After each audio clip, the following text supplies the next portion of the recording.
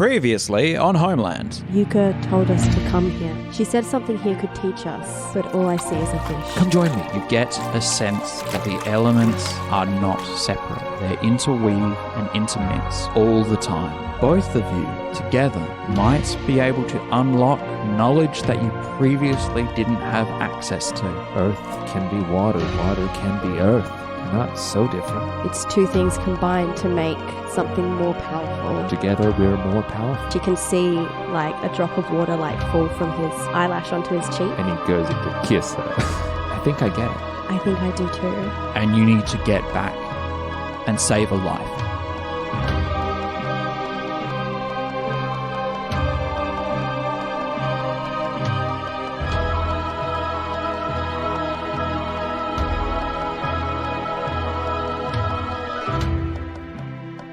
And now, Kana is in the house with Yuka. Yuka is lying asleep on the bed, and you find yourself in a place that's probably very unfamiliar to you. A house of someone of low status, a family living out in the country, in the wilds of the Earth Kingdom. There is very little that's precious here, except financially at least. It's unusual to see a house that has one room. Yeah. For her. Yeah, the bedroom is the kitchen, is the dining room, is... She'll kind of look at the walls. Are there any precious kind of drawings or... There are weapons. You can see the spot where the sword was that Behin took. But you can see a quarterstaff that is clearly designed for battle. It isn't just a hunk of wood. It is braced with metal. Finely balanced. And you see a bow. I think she'll return to Yuka's side as Clove instructed and get the damp towel and readjust it on the old woman's forehead, trying her best to be some sort of caretaker in an unfamiliar environment and, to be honest, an unfamiliar role. I was going to say, it's an awkward interaction of overly adjusting the flannel. She goes to, almost speak to Yuka of, I'm just going to adjust this. She can't hear me right now. What am I doing? And she will readjust, and she doesn't know if it's cool enough or damp enough or what that's even meant to do, really. But she knows that Clove did it and that it must be for something. And she might try and kind of stroke the woman's hair, clearly uncomfortable with trying to provide any sort of comfort. It's like she's imagining maybe what someone does to comfort another one. It's because it's rehearsed and unsophisticated, or I don't want to say it's not genuine, but it isn't skilled. It's not practiced, It's certainly. not practiced. Yeah. You see Yuka move subconsciously away from your hand. Oh, I'm sorry. I was readjusting. Maybe I'll just sit here. I hope that Clove and Tariq are going to be okay. At least they know what to do at a time like this. Not really useful for anything here. Just kind of sits by the woman. You can hear from outside the two men drilling. Instruction from Behin and response from the young soldier, Zhang. They have known each other for less than 2 hours and have already started a relationship, a mentorship. They've formed a connection, maybe stronger than you have with anyone in the group. And here you are waiting on everyone else, waiting for them. Is there anything you'd like to do in the room? I think she might be trying to look for evidence of, obviously there's no cameras but any sketches or paintings of the couple, stuff to prove that they've had a life together. You know how you kind of have a fossick for wedding photos or mementos. It's that desire to find something as you see it, the paintings, the photos, very clearly articulated objects of affection, physical, tangible evidence of affection, of romance, of the relationship. That it's only until you sit back down next to her that you realize that the bed is for two people and that the wood is worn and the floor is worn away where the same footprints have stepped next to each other. You can see where the two sets of footprints have worn away into the wood, where they've both gotten out of bed and gone about their day. And it's nothing like a picture. It's nothing tangible like that, but it's evidence of two lives lived next to each other. I've never seen anything like this. Everyone always had their own room where I grew up. Yuka, how did you manage to leave everything behind and start a new life with someone you grew up in a place that you didn't even know, you hadn't even seen before? And she might genuinely, without that awkwardness or fear, just place her hand on top of the old woman's. There's a strength there that she's not seen in anyone else in her life. Unlike the strength of a warrior or a scholar. She grabs your hand back and says, just barely audibly, Be-hin? You want... I'll go get him for you. Just stay there. Just stay right where you are. And Kana will run out the door to get Be-hin. The two men are drilling themselves, drilling their fighting techniques. You bring him in. Be-hin! Your wife, Yuka, she asked for you. He looks at you, looks into the house, smiles, nods to you, and continues training. What are you doing? She asked for you. She needs you. I'm here. She's in there. She can't see you. He walks up to you, puts a hand on your shoulder, unknown to you, just as he'd treated Zhang, walks into the house, kisses his wife on the forehead, walks out, and says to you in a very quiet voice, "It's okay. I was just worried. Worry comes from a good place, but it leads us to making bad decisions." Right. I'm sorry to disturb you, sir. I'm going to go back inside and sit with her. She'll bow and look out to Zhang, kind of give him a nod. He returns that nod. He seems calmer now. Something about drilling with another has centered him. You look good, Zhang. I feel better. I hope we can repay you for the kindness you've shown us. I'm sure my friends won't be long. He smiles. We're going to skip ahead in time. Kiss. 4 hours later. Yes. You want me to kiss the old lady? No, That's Zhang. rude. She has a husband. Now it's all my turn to get you two together.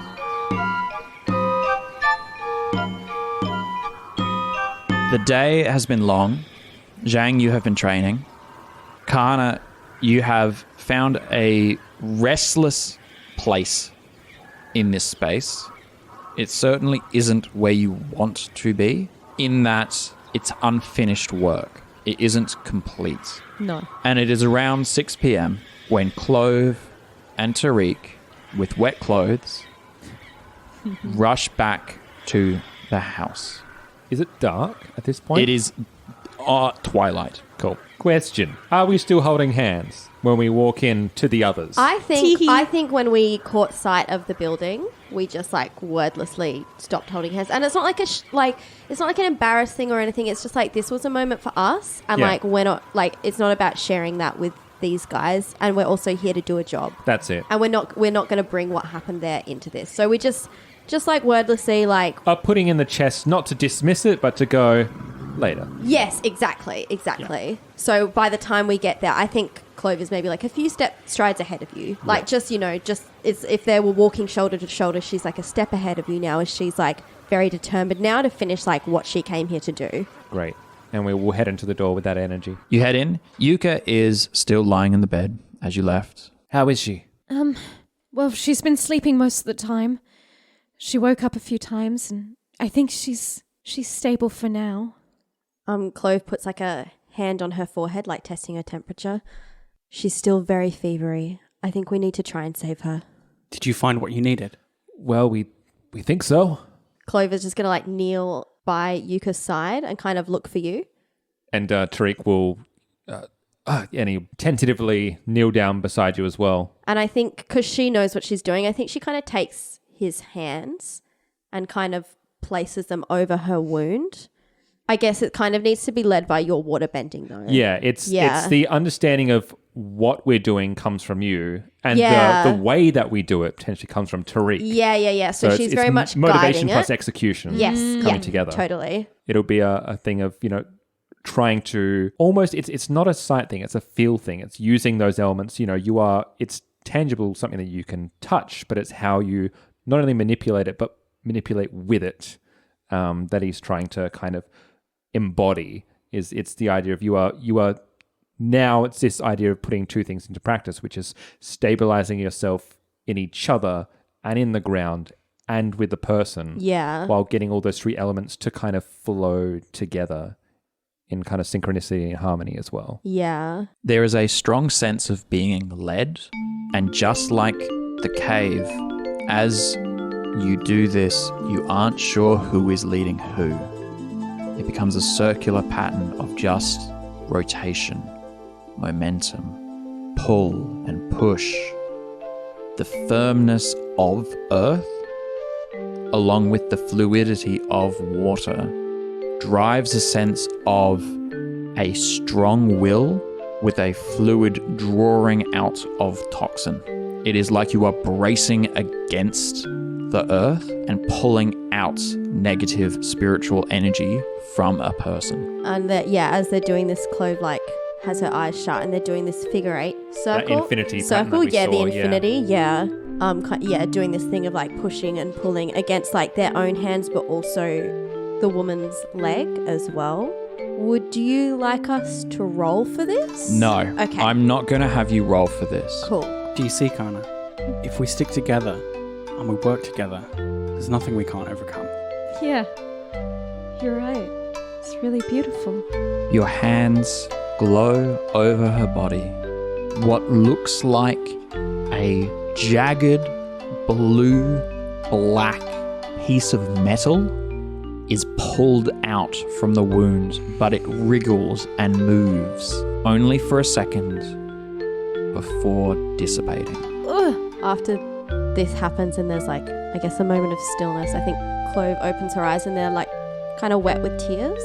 She just like looks at Tariq, and they've obviously shared this moment of learning. I think Tariq's eyes open simultaneously. They look to each other, and it worked, didn't it?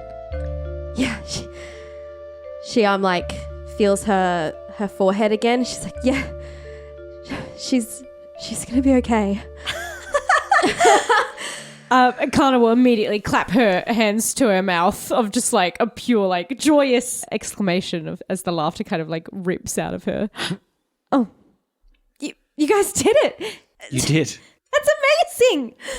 Yeah, Incredible. I just heel bended. you can heal now. He kind of You're looks, a healer as well.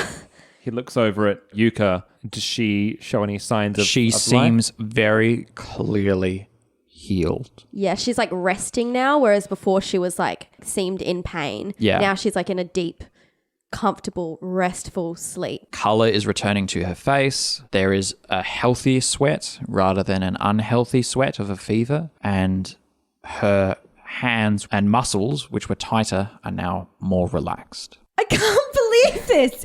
You guys did it. I think she's gonna like almost run in for a group hug.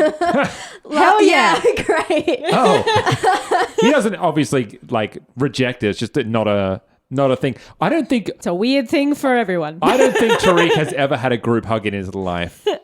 Neither is Kana. No. So Clove is like accepts it, kind of also awkwardly, and then sees Zhang and like pulls him into shots.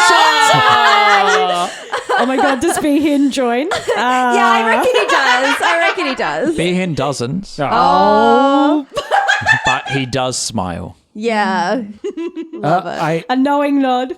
I think, Behin, your wife needs more bed rest and a good night's sleep, and she'll be right as rain and she steady as a needs- rock. And she needs you, sir. She's always had me. Clover's gonna get up and just like hold his hands and like kind of just share a moment with him. Yeah. He is smiling politely, positively, honestly, and openly, but there is no oversharing of emotion. Mm-hmm. He's happy, and that's right now all he needs to be. So he isn't elated or anything like that. He's just happy. He's a real Earth Kingdom dude. Yeah. It's What you really see is what you earthy. get. Behin prepares you dinner. You eat. You rest. Some hot tea. You have hot tea. This is just This hot is leaf just hot leaf juice. Sorry. It's all right. Can I coax him Iro into it? stand. Well, no, we're just not Iro tea drinkers stands. here. Can I coax him into a couple of war stories? Ooh. Why not try for it? Well, Ooh. I Like a creativity? Or? no. You know what? Trick him. I just need to know more about More this. likely to be play. rolling with my principles. Yeah. I too have rolled in the war. he's not terribly interested in telling them. Yeah, I didn't think so. Yeah. I think it's Zhang something he would prod for, Yes. but I understand that he wouldn't. What he does is he deflects to the weapons on the wall, describing how they're used, Yes. describing moments of how you should use them. He doesn't take moments of glory, nor does he describe in detail when or where battles were fought, or with who, or how he did. More so, he describes the strengths and weaknesses that enemies may have, and how different weapons might solve that. The most important weapon you can wield is trust. In your friends, in those you care about, in knowing your principles, and knowing who you are, knowing what you stand for. It's why we drill all the time. To know ourselves and know what we stand for. And to know our history, to know our traditions, and to know our sense of self. You've taught me a great deal in a short amount of time. I thank you, Behan. I'm going to continue fighting, but now I have a better idea of what I'm fighting for. Good man. Your father would be proud. I hope so. I know so. We can't stay long. We have to catch up with the Fire Nation in the morning. Can we at least stay here for the night? All we need is a corner. It'd just be a nice change of pace from being in the leaves and the... Sleeping outside Yeah. in the cold. Yes, of course. Oh, Please thank stay the goodness. night if you want. We'd appreciate that.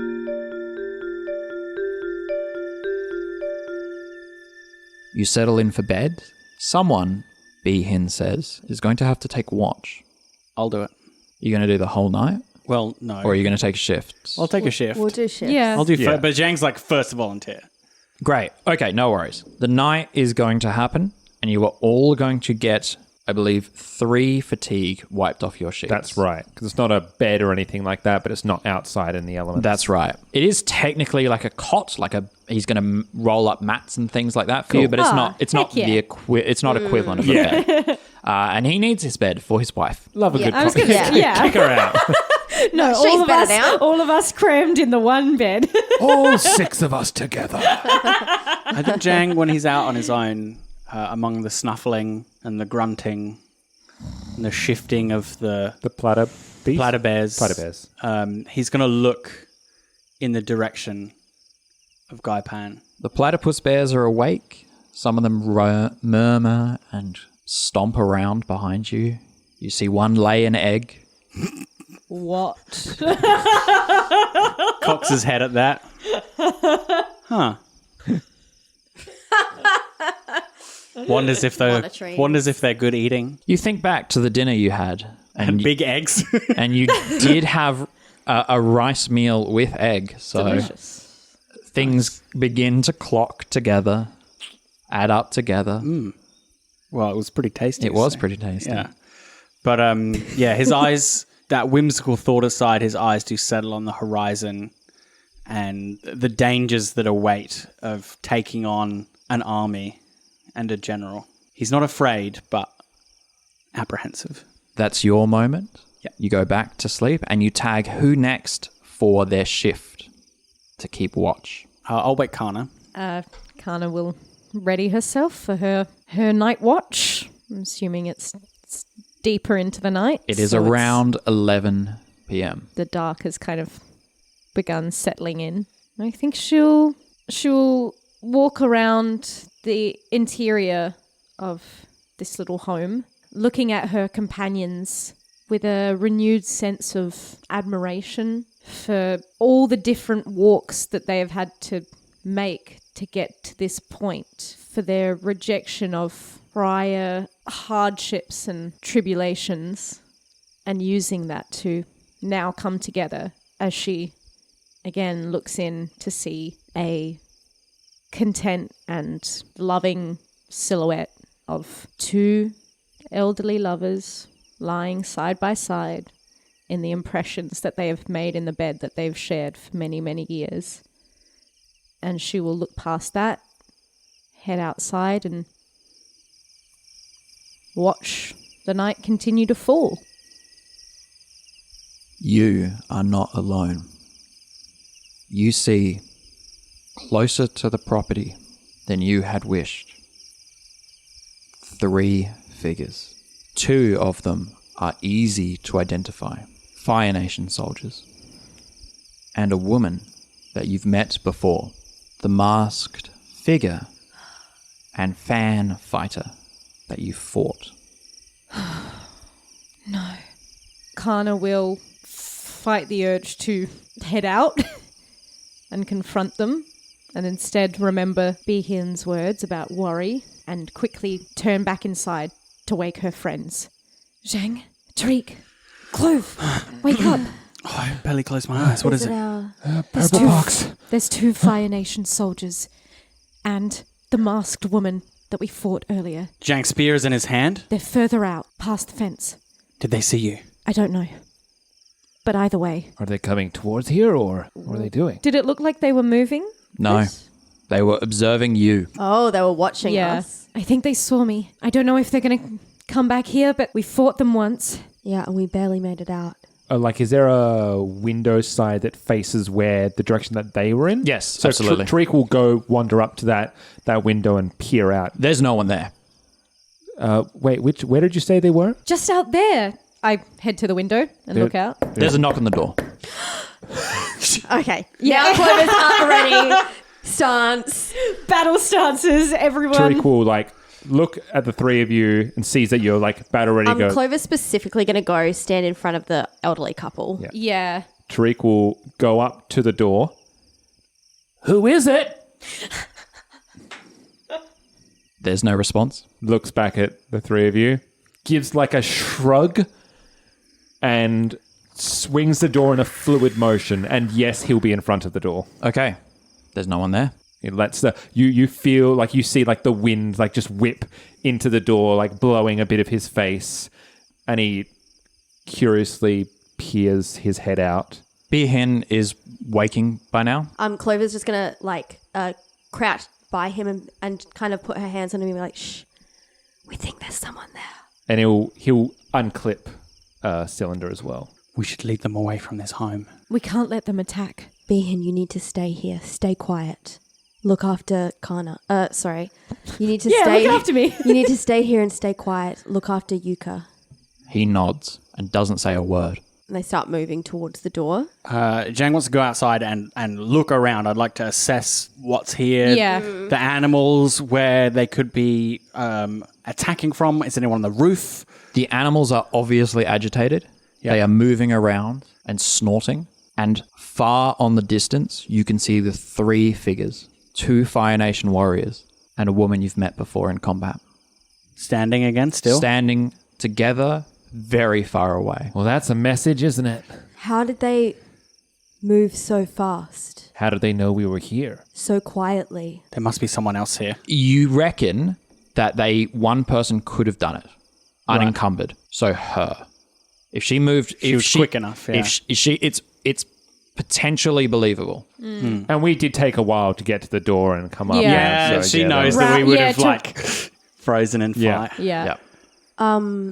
I'm also not sure though. We're very close to a portal where the spirit world crosses into our world. What does that mean? Should we not fight? Well, I don't know. Even if it is them, do we really want to go into something that's clearly a trap? I think it was a warning more than anything else. You know, they could have just as easily set this whole thing ablaze when we were asleep and we wouldn't have noticed. They want to draw us out. Surely. What is with this woman? Isn't the Kyoshi part of the Earth Kingdom? Why does she fight for them? I don't know that she is a Kyoshi warrior, She moves like one. but They're her fan warriors. her right? mask is different. Kyoshi warriors don't wear masks.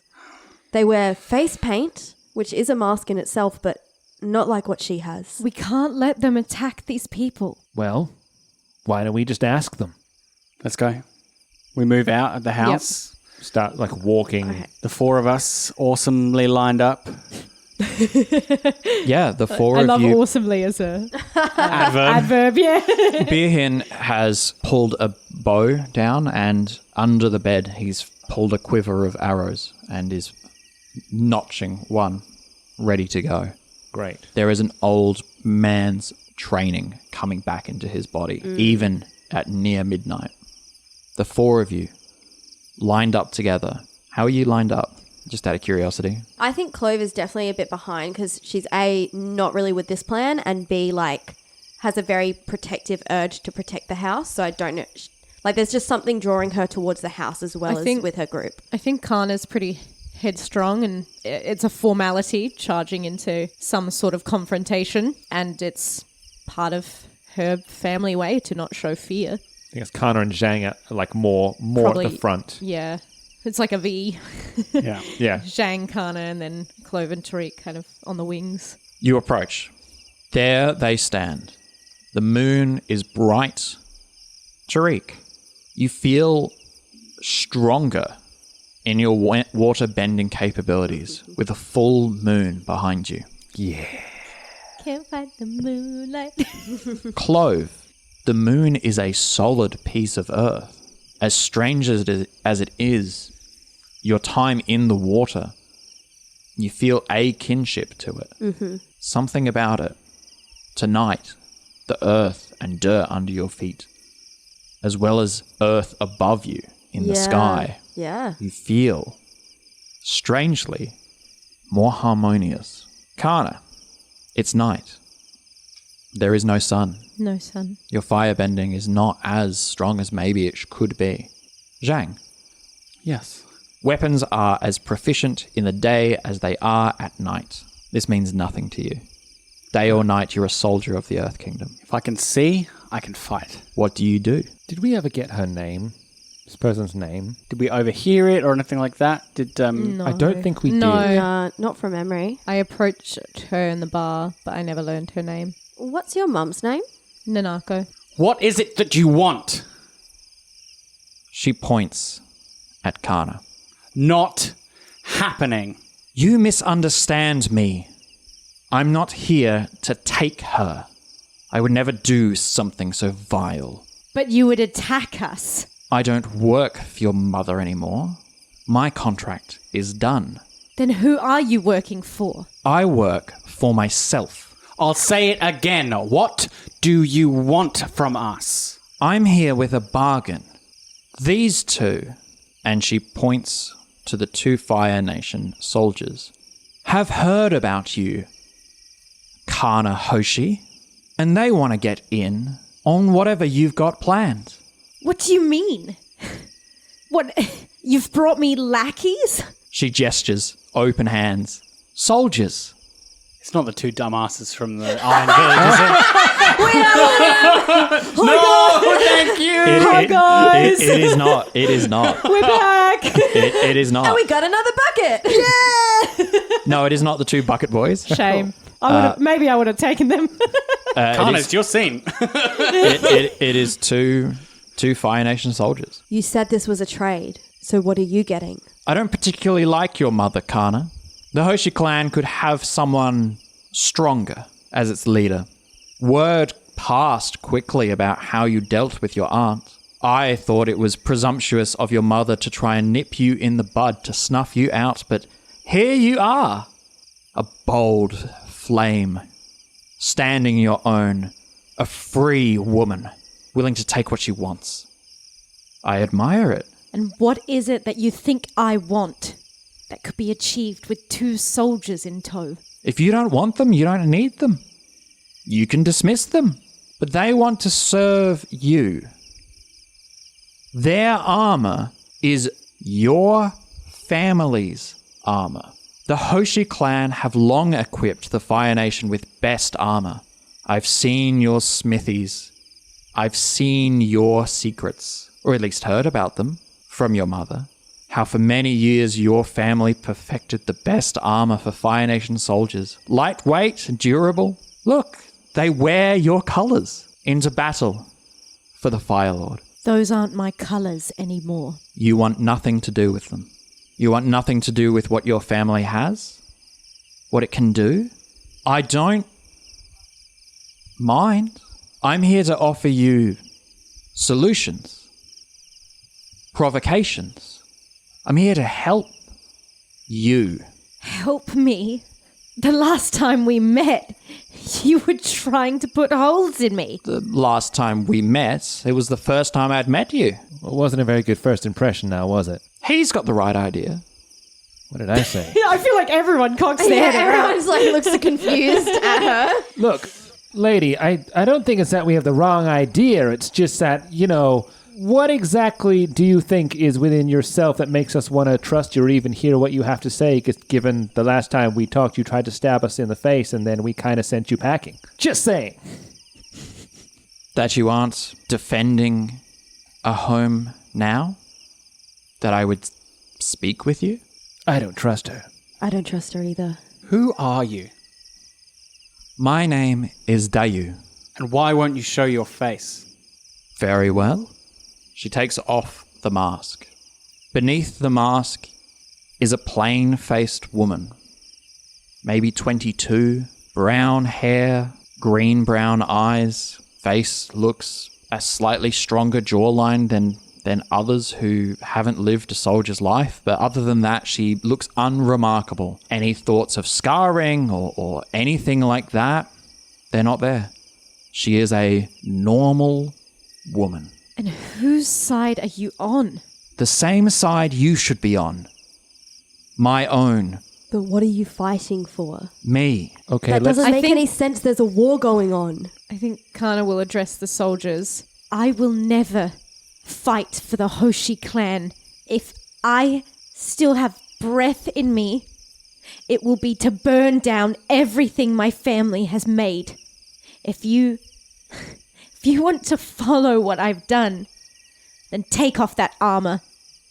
Kana Hoshi, says one of the soldiers. Are you sure? I've never been sure of anything in my life. They begin taking off their armor. They throw it at your feet. There are 2 men standing there in what is now civilian clothing, effectively. Unarmed. Firebenders, but they have no armor. Kana will turn to her friends. Look, I'm going to be honest now. I'm a little bit confused. What do? We could use the help. Kana Hoshi, thank you for being honest with us. But if you renounce your clan, this is where we must part. Go home to your lands. Fire Nation are never meant to be here. Decades. Years of pain and suffering. All because of loyalty to your clan. Each of you made a choice to set foot here. To burn and destroy, you speak of honor and honesty in the middle of a place not your own, that you know nothing about. Leave. If only all of you would leave, none of this would have been necessary. What do you even fight for? Dayu fights for herself. You two fight for clan. We fight for peace. We fight for our homeland. You have no place in it. The 2 men, shame caked into their faces, drop their heads, and walk away into the night. Their armor, the only last remnant of their loyalty to the Hoshi clan and to the Fire Nation as a whole, all that remains of them. As for you, what more do you want from us? You should turn your tail too and slink back to wherever it is you came from. Dayu puts on her mask and says simply, I had hoped that you might seek to learn more. I have learned something, and that's I will never go back to being Kana Hoshi again. I will never stand where my mother stood, and I will never become the woman that she thought I would be. And that is the most valuable lesson that you could have taught me. So thank you. And now leave. She bows in an Earth Kingdom style and walks away into the night. Ellen, Yes. with the statements that you have made and with the choices that you as a player have made, I believe Oh my god! I believe that there is no longer any sense in you pursuing the successor playbook. I am, yes. I am pleased. We I am success. We did not do this earlier in the story, but I think it's time. It's time to I think it is time to move away from that playbook and accept another. You return back to your bed, rest, and tomorrow we will see what type of person Kana truly is.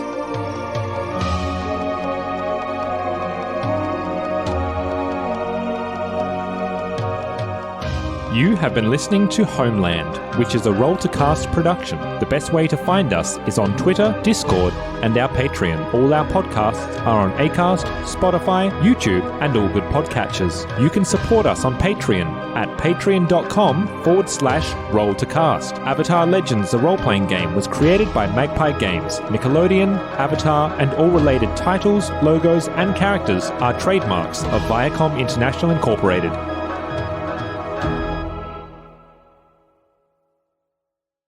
Chris has to make sure that he's pronouncing a name correctly. Steve. It's a tricky one. Stevie.